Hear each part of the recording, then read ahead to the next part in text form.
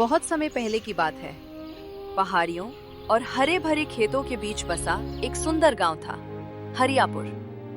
गांव बड़ा तो नहीं था, लेकिन वहां रहने वाले लोग मेहनती और सरल स्वभाव के थे।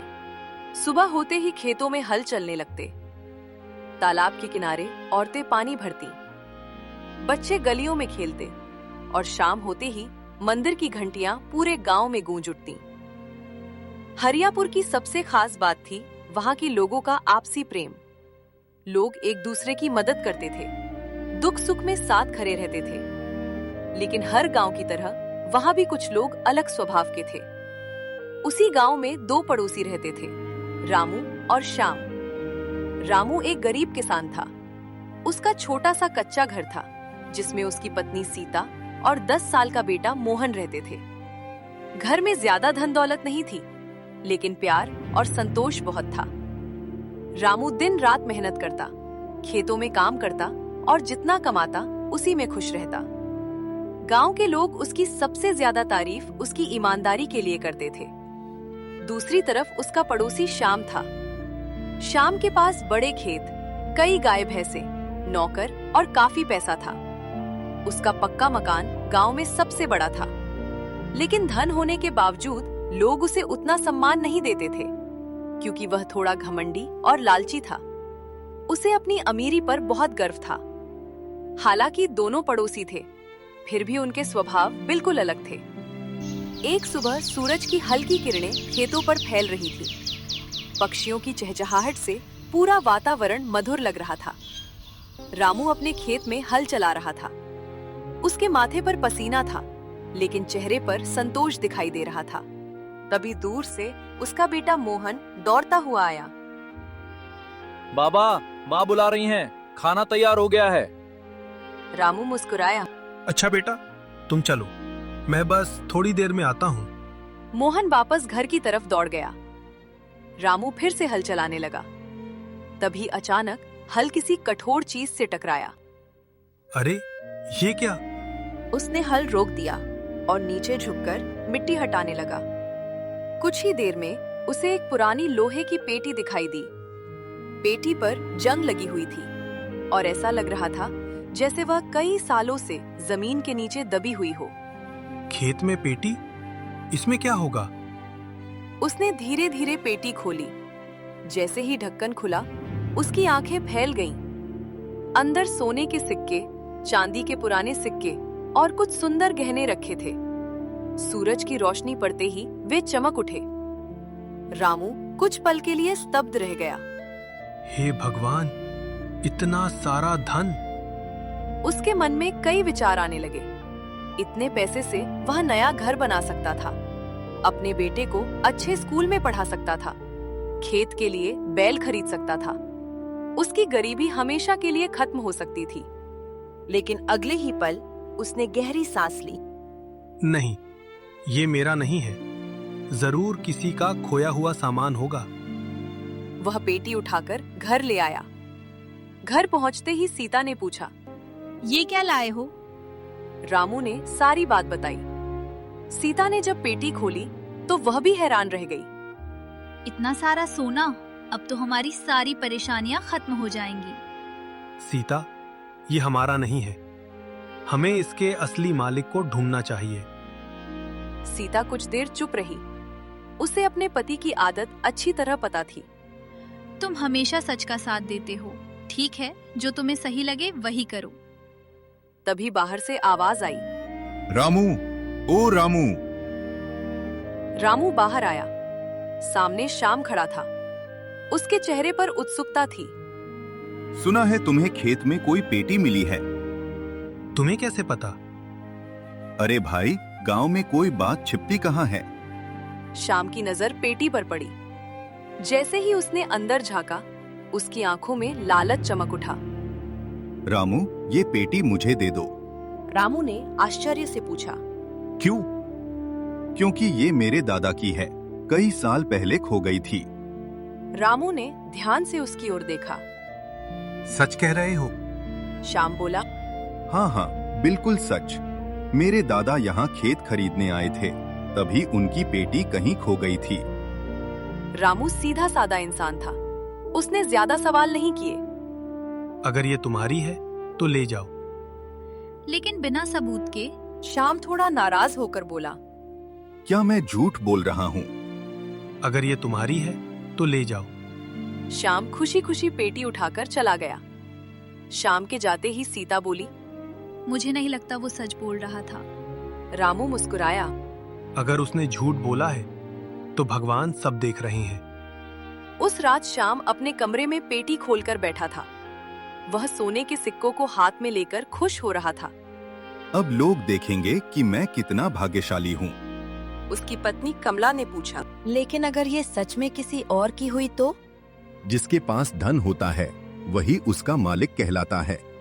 कमला को उसकी बात अच्छी नहीं लगी, लेकिन उसने कुछ नहीं कहा।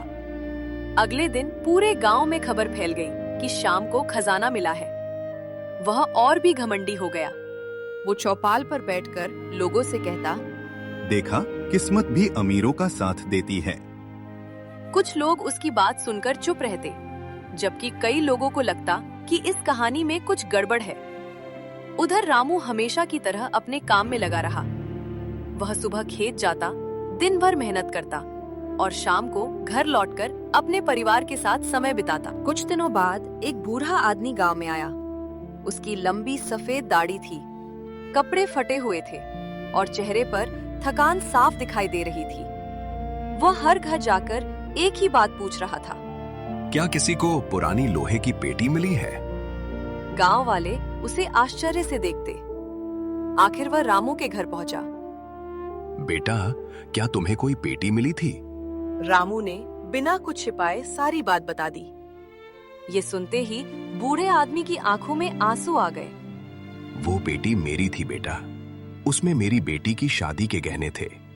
कई साल पहले मैं इस गांव से गुजर रहा था। रास्ते में मेरी बैलगाड़ी पलट गई और पेटी कहीं खो गई। रामू को बहुत दुख हुआ। लेकिन श्याम ने कहा था कि वो उसके दादा की पेटी है। बूढ़ा आदमी बोला, नहीं बेटा, वो मेरी थी। मैंने उसे अपने हाथों से तैयार करवाया था। उसमें 2 सोने के हार, 4 चूड़ियां और चांदी के सिक्के थे। रामू समझ गया कि श्याम ने झूठ बोला था। उसने बूढ़े आदमी से कहा, आप चिंता मत कीजिए, मैं आपके साथ चलता हूँ। दोनों श्याम के घर पहुंचे। श्याम आराम से चारपाई पर बैठा हुक्का पी रहा था। रामू ने कहा, श्याम, ये बाबा कह रहे हैं कि पेटी उनकी है। श्याम तुरंत चिल्लाया, झूठ, ये बूढ़ा झूठ बोल रहा है। बूढ़ा आदमी हाथ जोड़कर बोला, बेटा, वो मेरी जिंदगी भर की कमाई है। श्याम गुस्से में बोला, चलो यहाँ से, मैं किसी को कुछ नहीं दूंगा। तभी रामू बोला, अगर पेटी तुम्हारी है तो बताओ उसमें क्या क्या था? श्याम अटकने लगा। वो उसमें कुछ गहने थे।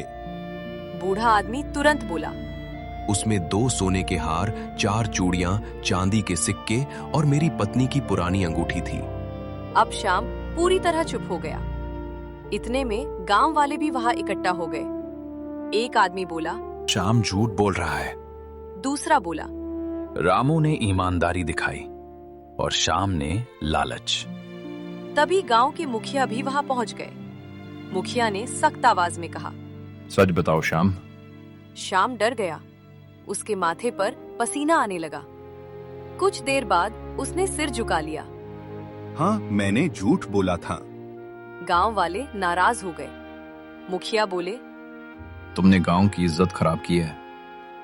श्याम शर्म से सिर झुकाए खड़ा रहा। फिर वह अंदर गया और पेटी लाकर बूढ़े आदमी को दे दी। बूढ़े आदमी की आंखों से आंसू बहने लगे। रामू बेटा, तुम बहुत अच्छे इंसान हो। रामू मुस्कुराया। मैंने तो सिर्फ अपना फर्ज निभाया है। बूढ़े आदमी ने पेटी में से कुछ सोने के सिक्के निकालकर रामू को देने चाहे, लेकिन रामू ने हाथ जोड़ दिए। नहीं बाबा, मुझे कुछ नहीं चाहिए। बूढ़ा आदमी बोला, तुम्हारी ईमानदारी का इनाम जरूर मिलना चाहिए। मुखिया ने भी कहा। रामू पूरे गांव के लिए मिसाल है। लेकिन रामू फिर भी नहीं माना। तभी सीता बोली, अगर आप प्यार से दे रहे हैं तो थोड़ा सा स्वीकार कर लीजिए।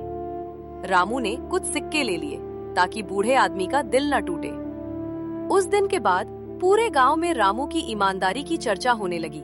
बच्चे भी उसके बारे में बातें करते। लोग कहते, गरीब जरूर है लेकिन दिल का बहुत अमीर है। उधर शाम को अब लोगों की बातें चुभने लगी। जब भी वह चौपाल पर जाता, लोग धीरे धीरे फुसफुसाने लगते। उसे एहसास होने लगा कि धन से सम्मान नहीं खरीदा जा सकता। एक रात वह अकेला बैठा सोच रहा था।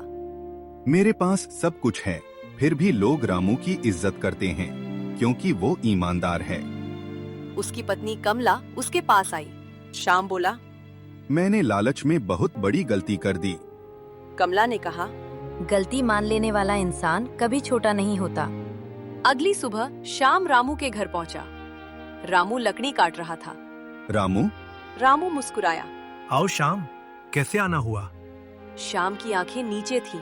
मुझे माफ कर दो। रामू ने पूछा। किस बात के लिए?